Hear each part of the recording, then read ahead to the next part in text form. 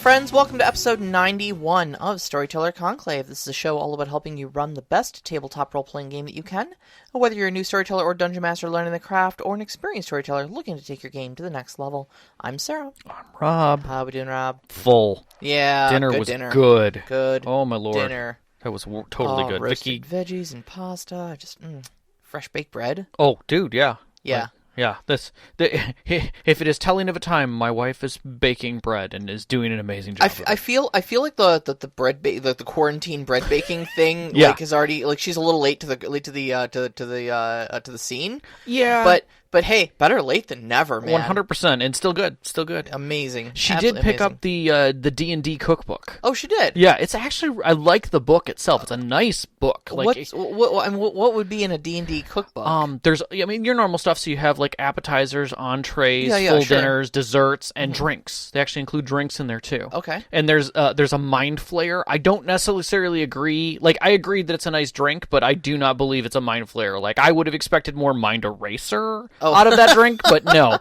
It's like a nice vodka drink is basically what it is. Oh, okay. So it's no strawberry surprise. Oh, God, no. I wouldn't think that anybody would put something terrible in there. That's true. So, That's true. They probably put a real mind flayer in there, and they were like, oh, no, you can't. Oh, no. We are going to be sued for people dying of alcohol poisoning and liver failure. Yeah. So. But everything else in there looked kind of neat. She's going to try a couple different things. There's some breads in there and stuff. So, I'll be interested to see how my Warriors Feast goes, you know? Yeah, all right. Yeah, so I think between that and the Elder Scrolls cookbook, we can, once we get back to gaming in person. Yeah, there's elven bread in it. She wants to do that. Okay. So, I think it's going to be like a sweet bread, so that'll be real fun. Oh, that'll be nice, yeah. Yeah. So the show tonight. Yeah. We are talking a little bit about episodic gaming. Yes. So Sean and I have been spending our evenings barreling through Stargate SG-1 lately. What fun. And such a great show. It's showing its age a little bit.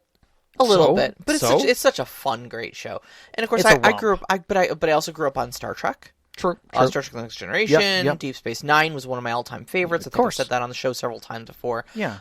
Things like that. And I know a lot of friends of ours are big fans of like Babylon 5, Farscape. Yep.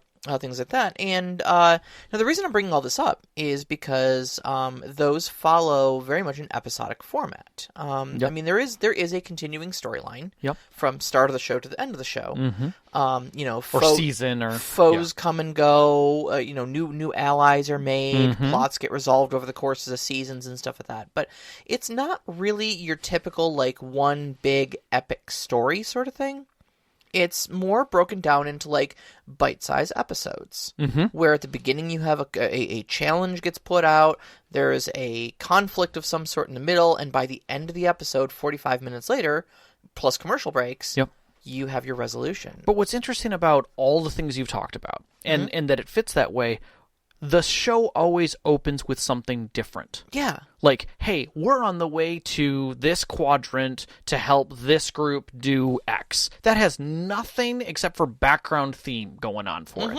Everything else sits just above that because really the replicators are having a problem in producing like ghost forms across the ship. Yeah. You know, when it really is the reason why you're needing to help those people is because the people that are there actually lost their souls along the way, and that's what your replicator's spitting out.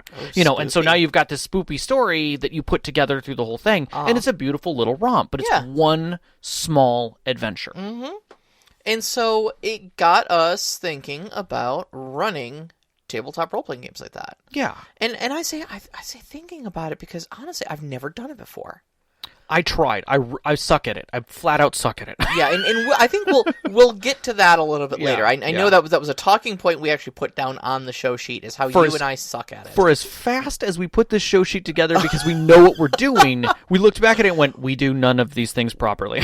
we all know how to do it. We can tell you how to do it, and we suck at it. Exactly. So we are the cobblers who have the worst shoes. We are the mechanics whose car has not had its oil changed in like 400,000 miles. We are the tech support specialist whose computer hasn't been upgraded in a year and is riddled with bugs. Yeah. I mean, I'm better than that, but, I get it. I feel it. Like, my hardware doesn't get upgraded nearly as quickly as it probably should, and we handle the things we handle. And I think sometimes these kinds of moments where you look back at things that you probably should be doing at a simpler level help. Oh, yeah. They really do. We talk about all the time how this show is just as much of a workshop and therapy for us as it is for anybody who's gleaning insight from our as our listeners. I'm just going to say they're learning from our follies. Yeah, well, somebody better. but coming up with a show topic like this, or something that we don't personally excel at or personally really put to practice in our own gaming, it helps us to at least walk through it and see the value in it. Exactly. So when we're talking about something that is episodic, we're talking about a concise story that is done in a very short period of time. Usually like a session, maybe two, but the idea is that your story is concise. It's not part of the epic tale. It's not going to be something that runs over multiple, tens of scenes where you've got to get through all these things. It is a simple adventure. Yeah. Like we mentioned, a lot of TV shows follow this format. So, pretty much your Star Trek, your Stargate, Burn Notice, I know was another one that followed this. It kind of had a meta plot that went through the main thing, but every single episode was its own little plot. And TV's refined this really well, even from the 1950s, where you had shows that were about a continuing story.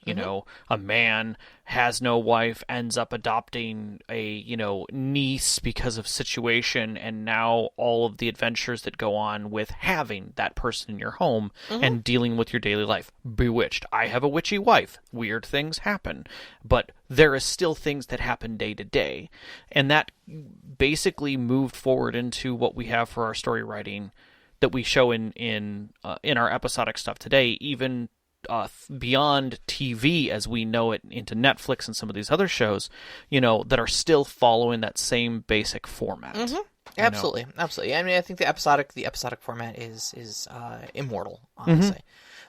Because it makes for great TV watching. Right. And honestly, it makes for great storytelling in a sort of bite-sized format. Exactly. And that's, I think, one of the big reasons why you would want to do an episodic campaign. I agree. And we kind of go through the pros and cons a little bit later, but that I think is your big takeaway, is you're trying to make little popcorn stories that can easily be consumed in one setting, one bite. Yes. Yes.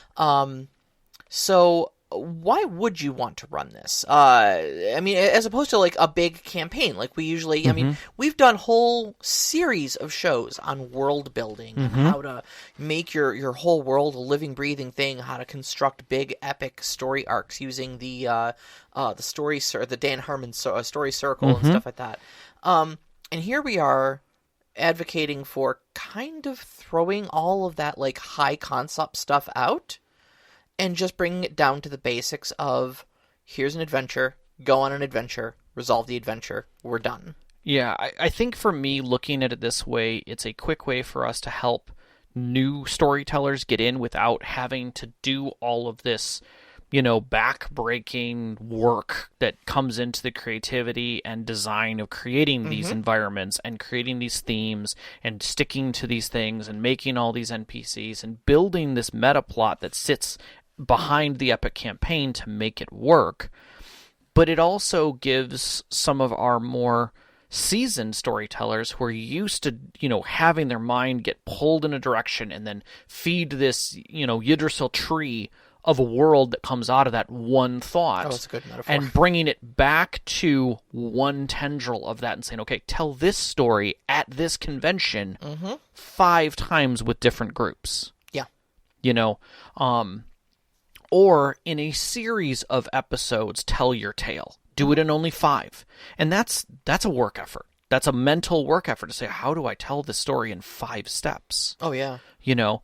It really is a challenge. I'm doing an episodic series in my own game right now, and I'll tell you what, writing those is it's definitely a pretty big departure. Yeah, because I had all these things that I wanted to happen, and then I was like, I need to break this down to like three episodes. Yeah, yeah, and just getting used to the players travel somewhere, something happens, it is done.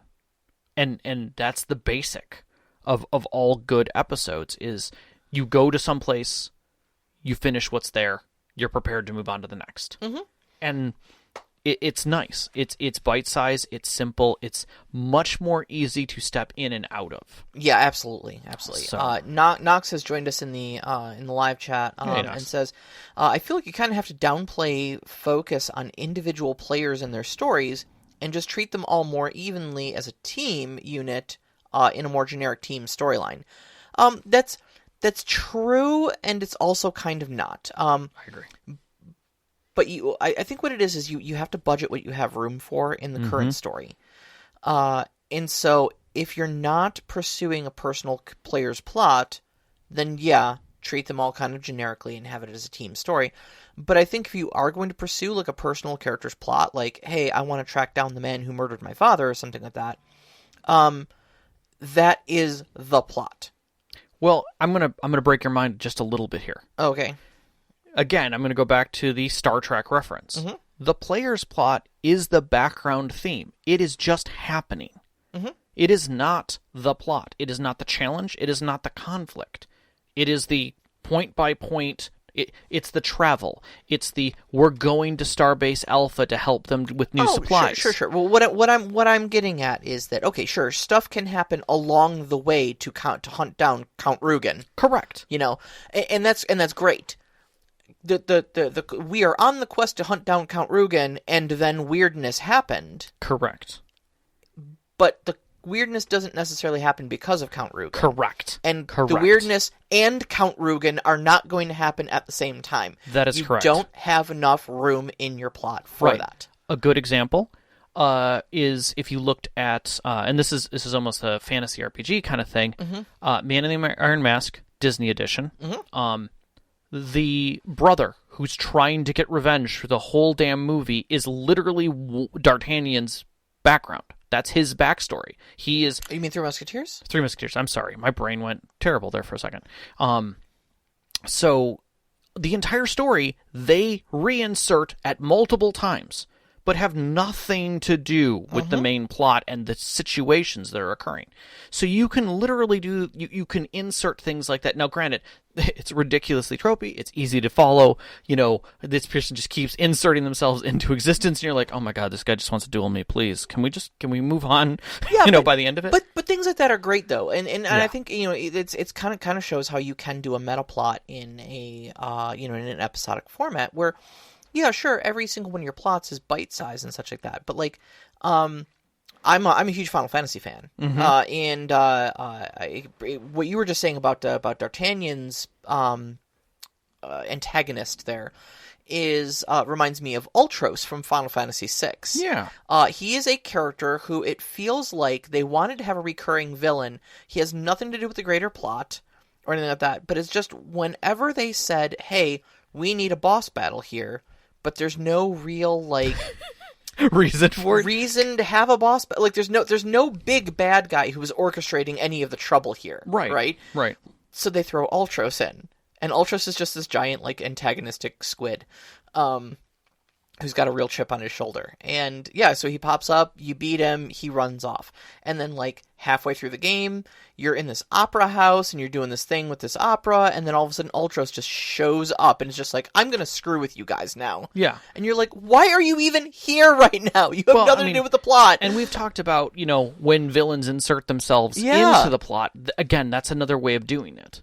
But it's great because you still get the continuation. You still get that feeling of continuation. Right. That you would want from a larger meta plot, from a more, epic sort of campaign. Right. But you get to use them in an episodic sense. Which is wonderful. You beat the villain, he goes away, he comes back 5 episodes later to screw with you again. Exactly. So what we're talking about is not the background, not the beat of the story. And that really could be anything. That is your world. That's the feeling that sits behind it. So always remember that your players are going to be doing something. They're going to be traveling. They're going to be coming back to the inn. There's going to be someone in town asking them for something, and I'll use the term banal, but it's really not. It could be anything. It could be, hey, we've got these problems with goblins. Can you go take care of this? That's what they think they're going to do. And then this is the design for an episode. that sits in the background. That is there. It is still there in the background, but there is this other thing that makes the episode happen. And that's what we're going to be focusing on today. Right. And we're going to try and frame that as best we can. So, how do we do an episodic game by the numbers? What are the core things we need? When I first started writing up the show sheet, we literally wrote in parallel. Uh-huh. And I wrote up my ideas, and you wrote up yours, and we literally came in line with each other, but I liked the way you created a concise look to it. So I will follow your initial lead and then inject. All right. So, we're looking for 4 things in an episode. 4 things. Okay. Every single episode is going to have 4 things. It's going to have a beginning, it's going to have a twist, it's going to have a conflict, and it's going to have a resolution. That is it. That's simple. All you have room for in an episode. Right. Okay. So let's start from the beginning. The beginning. Yeah. Like we were just saying, characters are introduced to the conflict of the episode. Correct. So that could be they're hired for a job. Mm-hmm. They are asked for aid by an ally. Mm-hmm. They discover something strange or dangerous that bears further investigation or resolution. Yep. Etc. There's a number of presents the opening of the gambit. Now, the way I look at this is that when you're starting with the challenge is the legitimate challenge, what the players are going to be challenged with. This does not necessarily mean that there isn't like some progress that has to occur, i.e., the players are you literally start the players off with, it is early in the morning, you've loaded up the cart because you agreed to help this caravan transfer goods. In return, they will cart your gear and, other things to this other town that you've been wanting to go to anyways. So the group already knows they're already helping this caravan. They're guarding it, whatever. Early that morning, you catch a small bit of smoke on the side of the road. Okay, so now we know there's something odd going on. Right. So there's 2 pieces here that we're talking about. There's no conflict with what they're doing, with the active thing that's happening. We're traveling. The conflict is being described, and it needs to be straightforward. It needs to be in the description. There needs to be a definition of what they're doing at the beginning of the story to keep that going. The second is that you need to keep what is being presented in a simple, straightforward format. Either it is presented by a key NPC that they recognize, identify, and can trust, or it's been given in a very valid, clean description. You find a body of a guard. The guard has been ravished, and it seems almost as if a monster tore him limb from limb. Okay, a monster has torn him from limb. Okay, so now we have a clear definition of what's going on. Yep. So the way that you do this is you're very quickly defining what the problem is and how it's coming about, regardless of what the feathering is behind it, whether whether they're traveling or doing whatever. That should always just be hey, we do have to get these people someplace else, so that's a concern, but this is our problem. Yes. So Knox actually asked a really great question in the live chat. Sure. How do you know? You know how some books start in the middle of a combat scene? Can you do this with a one-shot game? How would you even do that? 100%. So what you're referring to is a storytelling technique called in media res. Yes. In media res basically means in the middle of action. Yes, absolutely. It's a great way of establishing the conflict by simply saying, okay, so there you are fighting the ogres. And in that one sentence right there, you've already established that there is a conflict versus, and the conflict is you versus the ogres. Obviously, the ogres are the bad guys, etc., and you can go from there. It's a great way to kickstart the action of a scene. And it doesn't necessarily have to be. We're not saying in media res is always conflict. But it helps having them in the middle of action. Yeah, correct. There's action, and there's different types of action. On the high seas in a storm is a form of action. They have to do something actively to handle the situation. A chase scene. A chase scene is another perfect example of it. Being bombarded is another one where you're taking cover. You're not actively fighting in the thing, but there's problems going on. But they're trying to fight you. Yeah. Some in media res say that an awakening is a way to handle that too, where maybe a few of the players are involved, but some of the other ones are awakening to it, are just coming to terms with it, and so they may be separated slightly or handling the situation. And sometimes that's good when you have a party that's slightly broken apart. You can explain when someone's entering, maybe they're being chased, and the others are waiting, in ambush or something like that. So you're presetting the situation. You're maybe giving them an advantage or giving them a disadvantage at the situation. But either way, they're in the heart of action immediately. Yeah. And that's a great way if you've gone from a soft story, maybe your previous story was a social engagement or something like that, and you want to liven up your next adventure. Start in media res. Do it. It's also great for if you need to feather your story into something that is larger than you have time to tell. Start already halfway through. Yep. Okay, so you begin the story. SG-1 and SG-6 are on a planet. Yep. They are under fire from Gwawul and Jaffa. Yeah. And you're just barely able to flee back through the Stargate. And SG-6 does not make it. They get cut off. Yep. Immediately, your hook is you have to go back to that planet and rescue SG-6. Yep. Overwatch brings up the fact that it's cold open. Yes. I think that is cold open goes a little wider than just an in media res, but yeah, I agree. The cold open might still give you a moment of pause, letting it not be necessary action because the main characters are already, or the active characters are already in a point of rest at the end of the cold open, so they can make a decision versus putting them in conflict. Yes. So. Yes. So we have our opening. We are establishing the focus very tightly. We're not including extravagant parts of the world. We don't need to give that kind of description for these kind of situations.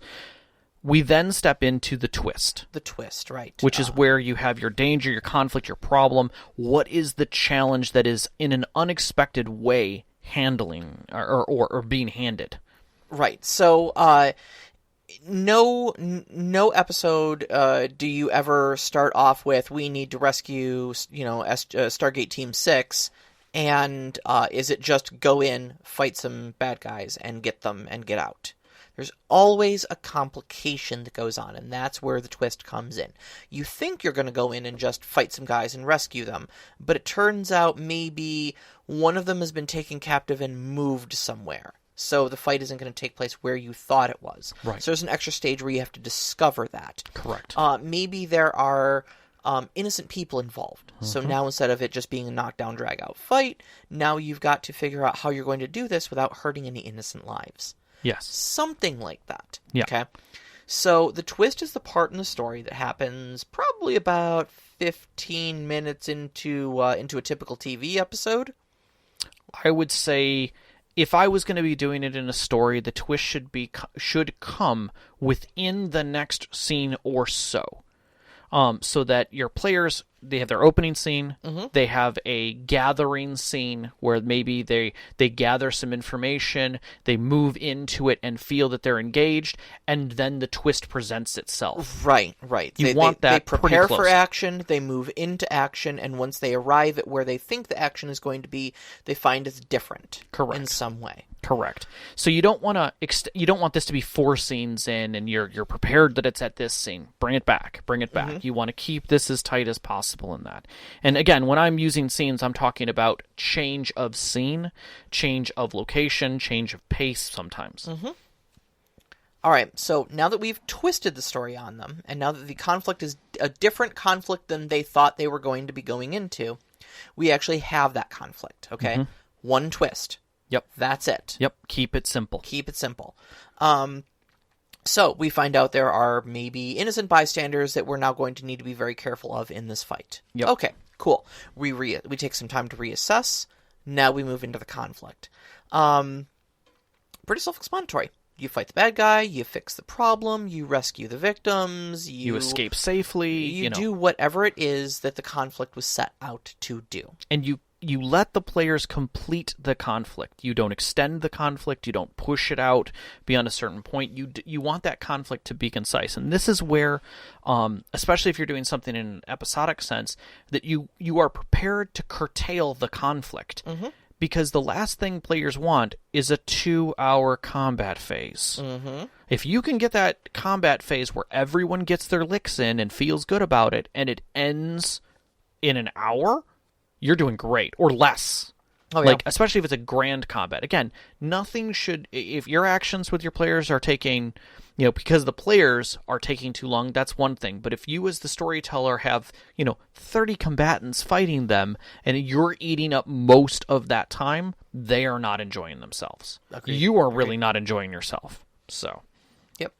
And keep in mind, too, that, once again, conflict does not have to be a fight. Not at all. Conflict can be social conflict. Conflict can be a stealth mission where you're sneaking something out. It could be a heist. But whatever the challenge presented to them at the beginning of the episode is, this is where they are resolving said challenge. This is their victory condition, essentially. Yep. This is the binding that brings the background and that foreground conflict and the twist all together in one little knot. Right. So that they feel accomplished. And I do want to kind of reiterate on your whole, be prepared to be done with a challenge. Yeah. This might mean, you kill people a lot earlier than their hit points say you should. They run away. They get knocked out. Right.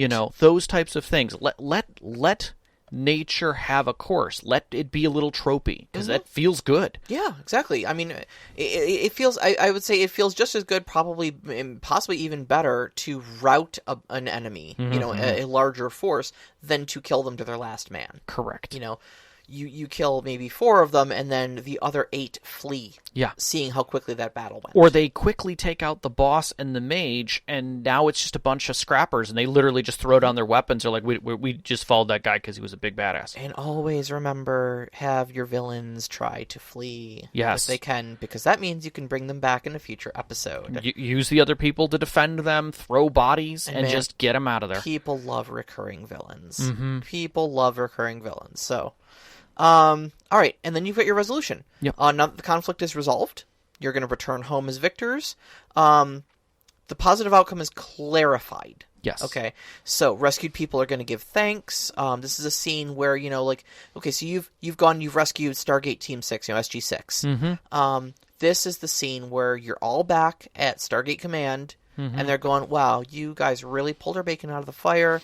I don't know what we'd have done without you, and you all have that celebratory drink in the mess hall. Yep. Or the tavern, or this whatever. This is also where, like Knox was saying, we're not forgoing the person's background. So maybe at the beginning of this, the lieutenant on, SG6 didn't like your character because he didn't like the way you followed command orders and, thinks you would have just left people behind because that's the right thing to do. And then you return, you get him, you bring him back, and he's like... I'll buy the first round. Now I feel differently about you. You've changed my perspective, and now we have a change in relationship that I'm acknowledging. Exactly. We're friends now. Yep. Maybe not in so awkward and obvious of terms, but Yep. the guy you've been a rival with, and maybe that's your twist. Maybe it's you've got to go rescue somebody. Okay, well, who are we rescuing? That guy you hate. Yep. Gosh darn it. And then maybe your reward for that is he no longer hates you. Exactly. And keep in mind that the return, if you're following the story circle design, the return is always the return to the comfortable place, but not necessarily comfort. Yeah. Especially if there has been a change. If you've done it right, and at the end there is a change and that change is the players are changed, or their minds are slightly changed. I think one of the good examples was in Dragon Heist. You were talking about how you returned back to your inn with a different mind frame, and the place was different. The windows were blown out in front, and you were going to have to repair them. Yeah. You had cleanup to do, and you're trying to figure out, okay, well, now we know all these other people are involved, and you're kind of looking around the space like, okay, this is a different world that we live in. And right, don't get me wrong, I'm glad we have new information. We have a much firmer grasp on what the heck is going on. But we have a lot of glass to sweep up, and we just found out we have about 4 more enemies than we thought we did. Right. And that's that's where we want that return. We want that return, and we want the players to take that breath and recognize. And that's when you are moving forward with your players. That's that moment when you feel like, yeah, I told a story, and they felt it. A lot of people that I've been reading about put it under the same as when you listen to a song and you get to the end of it and you feel something. You feel that completion of the song. that's the kind of feeling that you get at the end of those kind of moments. Absolutely. And close the last scene and leave cliffhangers for special occasions. Yeah. Don't... In an episodic game, you're not trying to constantly do the whole to be continued thing. It's leave that one for some special occasions. Yeah. I mean, if you're doing something like adventure and you have a regular group who are very diligent, but you still want to run things in an episodic way, there's no reason why you can't flower up the ending, that they've returned and that, there's still danger in the hills kind of a thing. Yeah, but that's not a cliffhanger. Correct. That's what we're saying. That's like just our intrepid hero's work is never done. Exactly. So with those in mind, there are some pros and cons to doing episodic stuff. Yeah, sure. It's a flavor. It's not a good or a bad thing necessarily, but it's a flavor. And I highly recommend trying it. I really do. It is challenging if you've been doing games for a while. If you're starting something new, take your time to figure it out and try it, because it can be very rewarding. Agreed.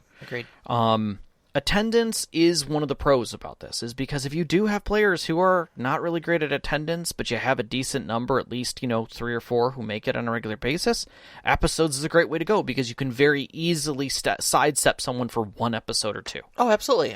Because everything has a solid beginning and end to it in an episodic format. They just aren't in that episode. Yep. They remain at base, or they've just got something else going on, whatever. Doesn't matter. But you're not going to have to begin next game thinking, well, shoot, how are we going to shoehorn you in here? Because all of a sudden you're in the middle of a dungeon and you weren't here before. Yeah. Exactly. And episodic's great for that. I know some people have actually tried to do the thing where they invite 7 or 8 people to their game, knowing that only about 5 or 6 of them would be, or 4 or 5 of them would be able to show up at any given point. Yeah. And then they run that episodic. I mean, it's definitely a way to go. It's a way to go. I don't know if I would do that myself. Because what if everybody said yes? Yeah. Yep. It gets for a very hard episode then. Yeah. The other thing is that you don't have to tell an epic story. You don't have to fill in the gaps and make the maps and create a world. You can literally start your world with maybe a 5-mile view and a 5,000-foot view of what the mountains look like and where certain general things are about your world. You can keep it very simple. Even more than that, if you follow something like Stargate or Star Trek's format, you have an adventuring format. Right. Where you don't even have to establish a world. Nope. You literally just make up everything as you new go completely for the next thing. Okay, what are we doing on this episode of Stargate? We're going to a completely new world you've never seen before that I've made up off the fly. There's going to be a scene in the woods. There's going to be a scene in a building. There's going to be a scene at a factory. Yep. Done. Yep. Simple as where are these things? Where do they fit in the world? Who knows? Who cares? You're not going to get there. Yep. And then you're going to come back through the Stargate to your home base at the end of the day. Boom. Done. Exactly. Well, how's our Star Trek adventure going? Well, I don't know. We're out in deep space somewhere. Yeah. Although, if that's not something that you're comfortable with, there's nothing that says that you can't grab a predetermined map, put in a couple of districts, general districts and their feelings, and you're done. There's your whole world is one city. Yep. If you go outside of that city, you don't know. Those people don't necessarily know what's there. And so there could be farms, there could be mines, there could be caves, there could be whatever. And all of that becomes your worlds that you're heading out to. Yep. Same goes for stuff like Shadowrun. Not everyone knows every nook and cranny. They know the generalities, and that's about it. Yeah. So stick with the generals. Yep. Make it easy. The other thing is that it makes it a very fast-paced story because you're not just sitting around. This is what I love because there's so many times in your big epic story games where players get lost. I get lost. I get lost in your game. Yeah. I'm sorry for that sometimes. No. It's look, I acknowledge this, and I've said this several times. I think is that this is not a you thing. That's a me thing. I have trouble following big, spiraling, interwoven, web-weaved plots. And that's what you write. And that's fine. I'm having fun along the way, but I will need someone else to take notes for me and tell me, oh, no. That's the guy who has the ancient tome of the blah, blah, blah, blah, blah, blah, blah, who was connected to this other guy who we met in that other town and had a conversation about him with that other guy. Oh, okay. Yeah. You know what? You're not doing any of that stuff in an episodic campaign. Not at all. You don't have time for it. Nope. You have a conflict and resolution. Boom. But I will say that in an episodic format, you can have individual important people that seem way more important later on. For instance, if, one of your first or second campaigns is helping out some guards and, you talk about the heraldry and stuff that they've had, and maybe one of your players ends up getting one of their shields as like a gift, because they did so well. And then 5 or 6 episodes later, you find a body of one of those guards somewhere well out of place where they would normally not be. Now it has an impact. Now there's some residual memory there. There's like, oh, isn't this guy's stuff? So you can your props and things that you bring to the game become more meaningful. Because again, there's less of them. But in each game session, you know what you're going to get. Exactly. You know you're going to get something presented to you. You're going to solve that problem. That problem may not be what you think it is originally, but you're going to resolve it by the end of the day, and you're going home. Yep. You're guaranteed a portion of action. Yep. That fits tidily on your plate. The bad stuff. Yeah. All right. So since each session has to have a setup, twist, conflict, and resolution, you got to be done by the end of your game. It can make things feel a little bit rushed and shallow. If you are a player who does like the big sprawling epic, episodic campaigns can feel too bite-sized, too prepackaged, too formulaic. So that's something to watch out for. Yeah. It one of the points that Knox just brought out in live chat is that it really doesn't lend well to people who like playing, and I'll use this in the nicest way because it's kind of cute, the Stardew Valley of RPG, where you're doing the other tasks are kind of enjoyable. Chatting with other people, figuring out what's going on with little side things. Yep. It's not to say that you can't incorporate that into those episodic games if that's what your group is doing. It's making that part of the story that becomes a new creative challenge for you. You got to budget for it, because the moment your players decide they're going to have a 2-hour conversation with an NPC, it throws off your entire pacing. It does. And now suddenly you're scrambling to get that resolution done by the end of the night, and then you're not going to get a good... And conflict out the con there is that some of your players may not like this format. It may be too fast, too direct, almost railroaded in a way. Yeah. And you have to be aware that if that's not working for your group or not working for you as a storyteller, don't use the format. Try it. See what works for you about it. You never know what you might get, and you may find that it's just not for you. I think one of my biggest cons is suspense is very difficult to inject since the plot resolves so quickly. Agreed. There's very rarely a moment where you're like, man, we've been chewing on this mystery for like weeks. No, you chew on the mystery for about 45 minutes, and then we're resolving it. Yep. Cliffhangers can help a little bit, but those should be rare in this situations. So Agreed. you put too many cliffhangers, you're just running an epic campaign. Yep. The only cliffhanger that I would say that you continue on any of these kinds of adventures is the getaway. The boss getting away and cackling as he runs, kind of a thing. Yeah, I don't know if that's really a... That's not really it's not a cliffhanger, but it's a carry-on. Yeah, it's that you know it's resolved because the villain is gone. The villain is thwarted. Right. But the villain is not defeated in a meaningful way that you know you're not going to see him again. Correct. But and straight up, it can be very difficult to write. Yeah. As much as we painted it in a very clean format, it is very easy to write outside and draw outside those lines and just keep right on going. I do it. I am 100% a culprit for it. Yep. Sarah says it all the time. I'm awful. I'm awful at it myself. I am very good, like you said, at a very clean, straightforward story myself. Yeah. But my stories are large. Yeah. They're clean, but they're large. Your worlds are very large. Yeah. Yeah. Your stories are very directed, but your worlds are very large. And I think that's the difference is that I tend to throw a relatively simplistic world, but with lots of large people to keep track and moving parts. So it's it's two very different game styles and two very different storytelling and descriptive styles, because I tend to let my players discover things. You tend to, and I tend to be more cinematic in my scenes, where that's difficult to do in a short romp. I really can't do that very well. You don't have the room for theatrics. But I can drop people into situations, which kind of gives me that feeling again. So there's a place for it. But I also tend to let my players run a little. Yeah. And that in that regard.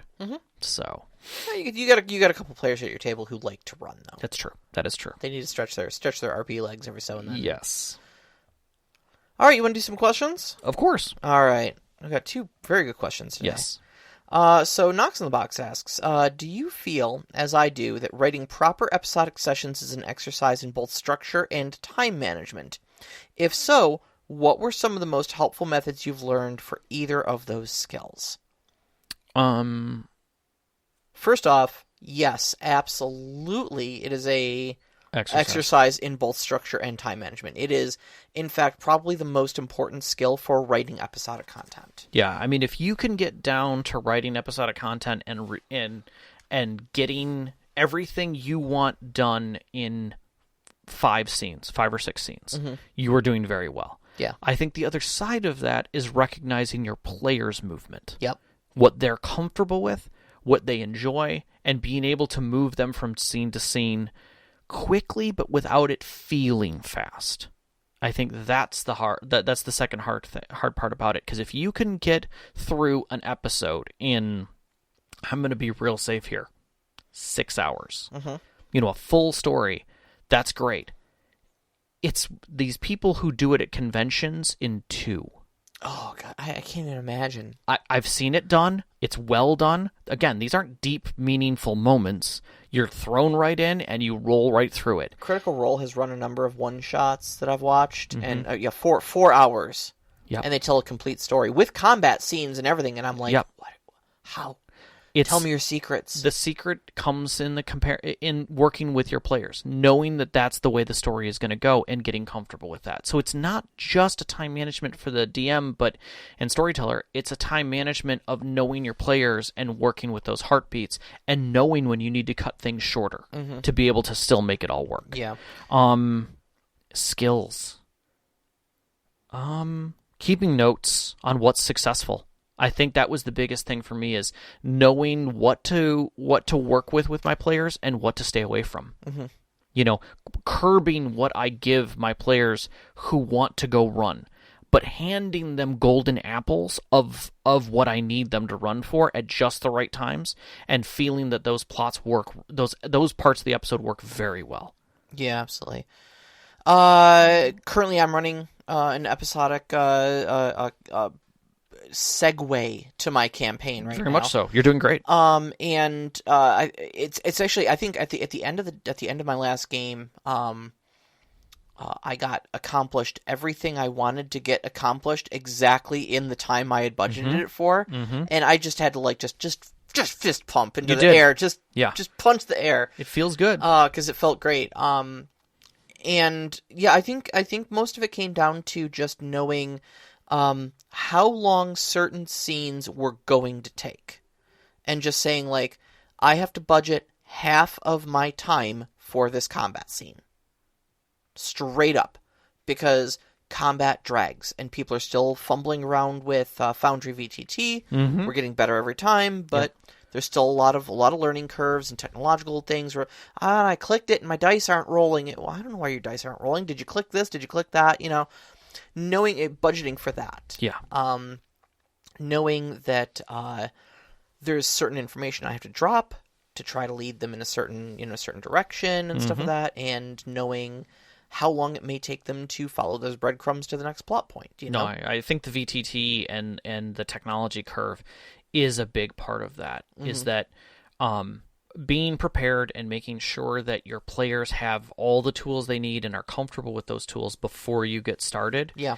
And making that feel like it's easy is one of the biggest things that you forget about as a storyteller, because you're preparing your own stuff. you're not thinking that maybe your players don't have their dice or maybe aren't logged in properly or can't move their stuff. So having that kind of flushed out ahead of time really helps me, and it's one of the biggest things that I said. So, getting all those pieces out, making sure that you're prepared and that your players are prepared at the same time. And, and this kind of goes for virtual gaming, but also very much for in-person gaming. If you are using things like maps with terrain and miniatures and stuff like that, and I know I'm a big person, for that. Critical Role does that all the time. They got really, really elaborate maps and stuff like that Matt puts together. If that's your style of game, especially with an episodic, since you know what your conflict is going to be, and there isn't a lot of room in the plot to kind of circumvent that conflict or alter it in any meaningful way, have your stuff prepped ahead of time. If you're using a physical map, have it built, have your terrain laid out and stuff like that. Have it set aside so that when that time comes, you just bring it out. You just bring it out from the other room, from the bedroom or whatever, the closet, and just pop it on the table. Boom, done. If you're using like Foundry VGT or another virtual tabletop, have your enemy tokens placed on it already. Yep. Have their initiative rolled already. That's a huge step that you can do with certain engines. And even like, especially if you've got 8 zombies and 4 necromancers or something like that, roll them as a group. 4 zombies here, 4 zombies there. The necromancers all go at the same time. Yep. You've got 3 combat phases then instead of 12. And then just also be prepared to roll back their hit points. The players don't know. Yeah. And there's no reasons why those zombies can't pop with a single hit. In fact, Noxer made a comment earlier. It says, don't use anything that will keep getting back up. Your major conflicts the last 2 fights have been against zombies. Those have a mechanic where if you don't kill them in certain ways, they may make a Constitution save and get back up. Yep. Guess what I haven't done once? Because it was unnecessary. Unnecessary. Yep. You guys beat some zombies. They're not major villains. They don't need to get back up. Yep. I'm going to move on to Matt Al's question. Okay. So we can get that in tonight. What are some pre-made episodic games like Lady Blackbird that you would suggest for for a seasoned storyteller or a new storyteller? I actually remember vaguely playing Lady Blackbird. It's something that I forgot the name of for the longest time. I've actually brought it up a few times and just couldn't remember the name of it. I know. I read the question and I was like, oh yeah, Lady Blackbird is a thing that exists, and I couldn't tell you a darn thing about it after that. Yep. And for me it was, that's the name of it. And for those of you who don't know, Lady Blackbird is a small PDF that has pre-generated characters, a very small, simple world design, and you are literally thrown in as your characters into a scenario where basically you're on an airship that is carting your butt someplace else, and it has already been taken over by an invading force, and you are in the brig, and they are literally scanning your credentials for the ship, and they will find out that it's an ex-military ship that was stolen. And so you have a very short period of time to handle that situation and get away. That's the story. That's it.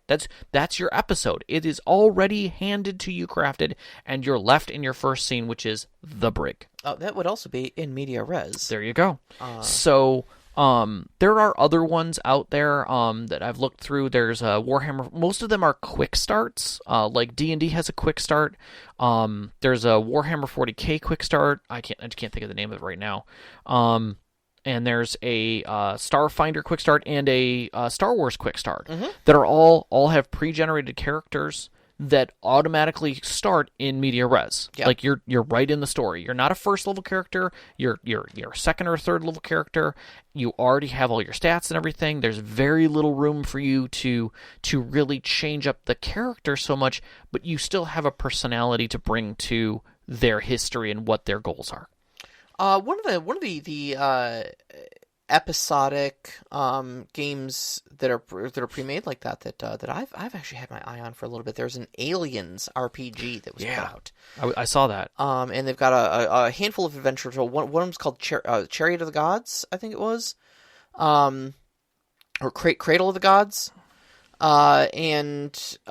But anyways, it's got a whole mechanic. I started watching some of the mechanics for how the game is played and stuff like that, and it's really cool.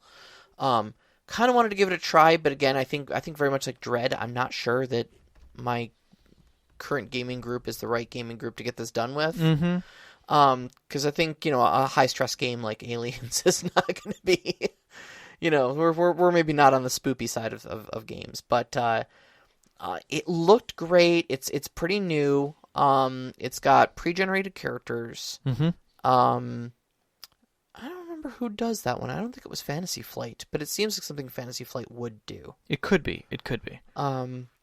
We'll look into it. I would give that a look though. Yeah. Especially if you're into sort of creepier games. Yeah. For me, I think out of the interest of simple games, or pre-generated games, I'm not going to say that they're simple. I would probably lean away from the pre-generated quick starts because you still have to learn all of the rules for most of the games. But honestly, any of them are a great place to start as a new game master. As an existing game master, challenge yourself. Put yourself into a totally different system. Put yourself into something that's fresh and light, like Lady Blackbird, with your group. Put it in between your existing campaign and your next campaign.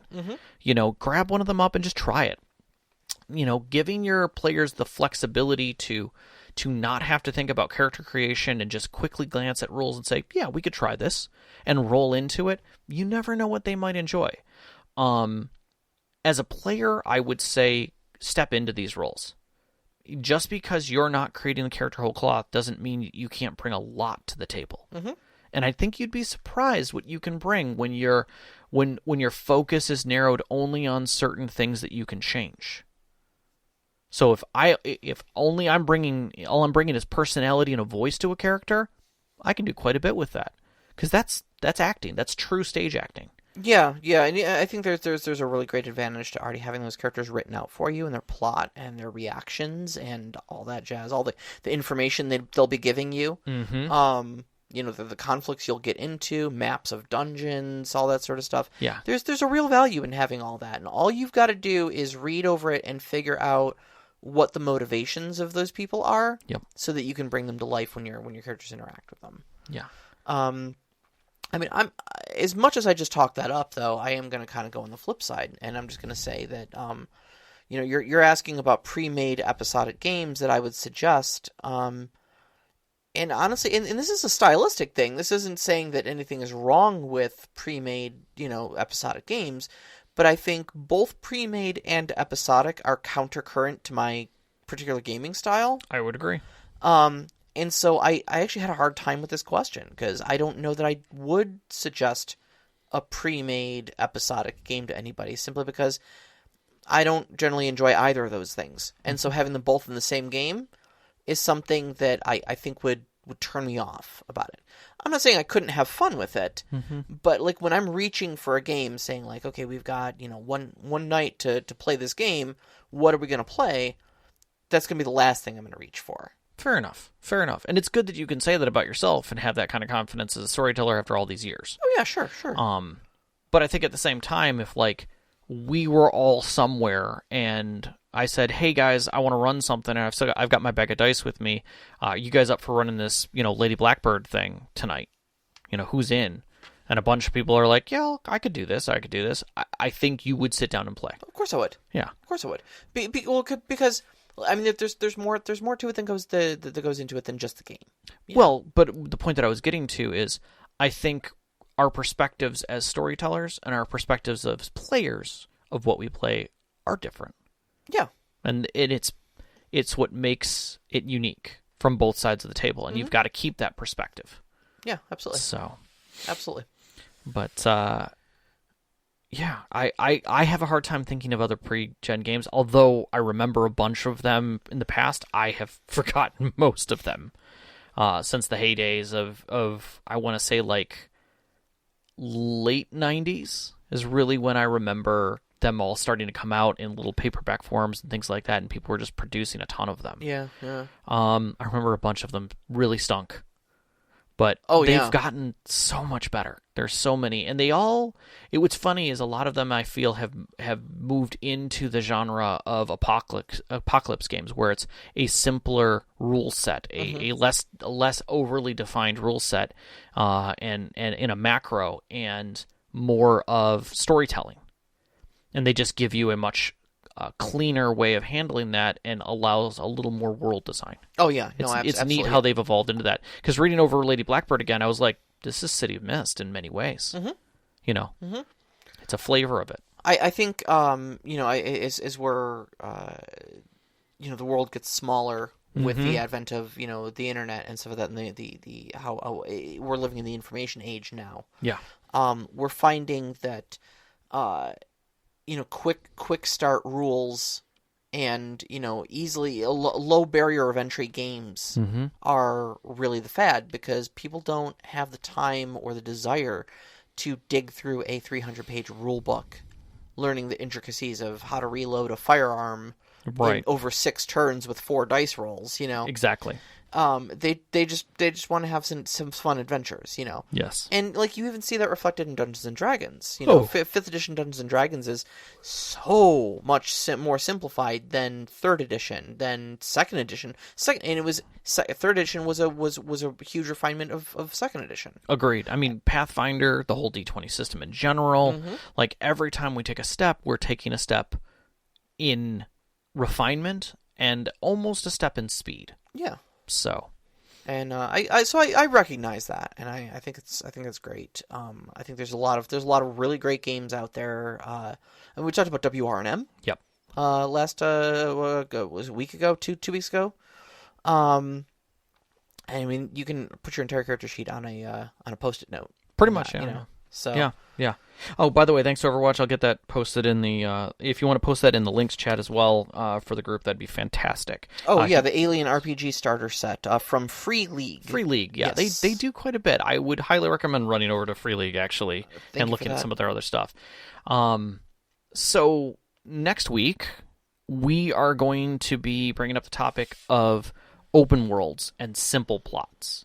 So think about what you're thinking about in this is video games often offer these, like The Witcher and Wildlands, which we play, where you have this very large-scale world that is developed, and there's individuals, and it's got life and everything else, and you can see it and walk through it. But the plot is already painted out and very simple. It's all these little episodes that are going to be attached to it. So now we're going to take that episodic and kind of bring it back to this open world, and we're going to kind of look into what games can teach us about narratives. Yeah. And where they can lead. So I'm actually hoping to maybe do something in the future with that as well. Okay. Do some game teardowns, actually, because I think it might be kind of fun to go into that a bit more. Yeah, we I don't know how much we want to talk about this, but we've been there's been some meetings that have been having. Think that the ball has begun rolling on some more things, so we're hoping this is not going to be a tomorrow thing or anything like that, but we're hoping to kind of enhance the content that we're able to provide for you guys. Maybe put some value behind our Patreon subscribers and such like that. Yeah. And so 2021 is going to be a little different from us. So yeah, we're gonna keep your eyes open. You might see some good new things coming along. We're going to keep our format. Don't feel that we're not going to keep doing Wednesdays and have our Discord. That's all staying. This is all going on top of that. 2019 was all about, okay, are we actually going to do the podcast thing or what? Like, is this going to die in 5 episodes or are we going to keep it up? All right. 2020 was all about, are we going to... Now that we've got our feet under us, and 2021's about growth. Yep. So you can find us on Twitter at @ST_Conclave, on Instagram at @ST_Conclave, on MixLR every Wednesday night live. Listen to us at 7 p.m. Eastern Time on mixlr.com/storyteller-conclave, and you can find us on Discord. The link is in our Twitter, as well as up on our website at storytellerconclave.net. We'd like to thank our Patreon members, especially our name members, Knox in the Box Sam, the Arcane Asylum, Sparkle Motion, and now Vedran. We appreciate all of you and the help that you give us in making this show happen every single Wednesday.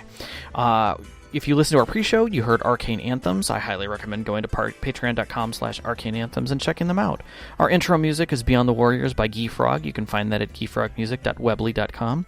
Our outro music, which you're hearing now, is Only Our Footprints in the Sand by Midair Machine. You can find that at soundcloud.com/midairmachine/tracks. And as always, a big shout out to our families, Vicky and Sean. Thank you so much for loving us and supporting us. All of our friends who've sat with us at our tables over the years. And I have one more shout out. Oh, yeah? Congratulations to one of our friends. Hey, all right. Congratulations. Yeah, he knows who he is. And you, every single one of our listeners. We love you so much. Love you guys. Good night. Good night.